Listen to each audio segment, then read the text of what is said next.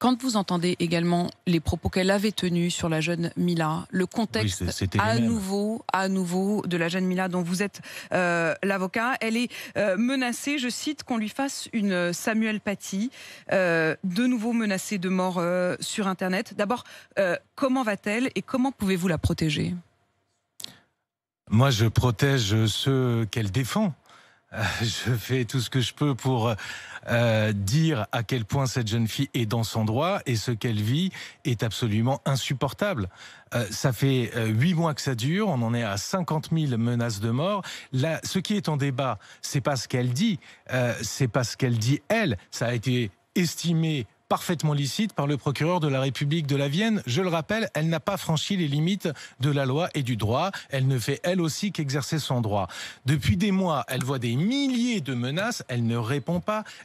Sa vie a complètement basculé dans autre chose. Elle a changé de lycée.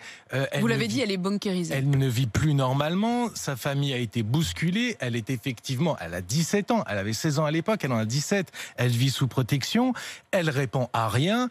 Au bout de 8 mois, elle répond, elle dit je vous emmerde avec ces mots à elle en fait, et quel adolescent de 17 ans ne le ferait pas, et ça recommence. Alors ce qu'il faut se poser, c'est pas ce que dit comme question, c'est pas ce que dit Mila, c'est ces menaces de mort, c'est ces adolescents qui dès que leurs croyances sont mises en cause, ne savent répondre que par des menaces de mort. Mais c'est à ça que l'on arrive. C'est-à-dire qu'elles parlent et eux veulent tuer. Mais bien sûr. Mais qu'est-ce qu'ils vont devenir, ces milliers d'adolescents, de jeunes hommes? Ils sont plus très jeunes d'ailleurs.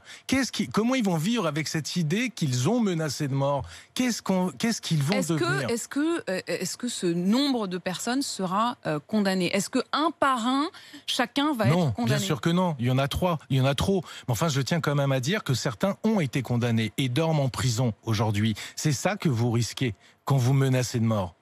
Notamment celui qui l'a menacé physiquement cet été alors qu'elle était à Malte. Parce qu'on en aura quelques-uns. Pardon, mais pourquoi il ne la laisse pas tranquille? Pourquoi Mila? Pourquoi tout d'un coup cette obsédée sur elle? Vous le disiez, il y a toujours eu des ados punk, des ados no future ou des ados qui disaient fuck les religions. Enfin, je veux dire, pourquoi tout d'un coup cette obsession? Parce que, alors, il y a une obsession religieuse. Il y a un repli identitaire. Il y a un repli religieux. Mais surtout, a infusé l'idée de notre société, et je pense que nous en sommes tous coupables, que les croyances devaient être respectées.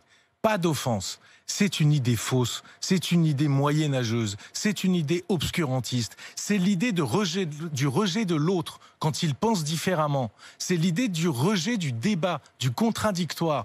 Dans une civilisation, on accepte que l'autre croit à autre chose qu'à soi-même et donc de débattre. C'est de l'indifférence en fait. Quand on aime quelqu'un, on peut débattre de ses croyances. Il y a un droit à l'offense des croyances. Il est issu de la Révolution française. C'est la civilisation. Et encore une fois, faut pas se poser la question de où est-ce que la civilisation a eu tort, où est-ce que Mila a eu tort, où est-ce que Charlie Hebdo a eu tort. Non, ce qui a tort, c'est la barbarie.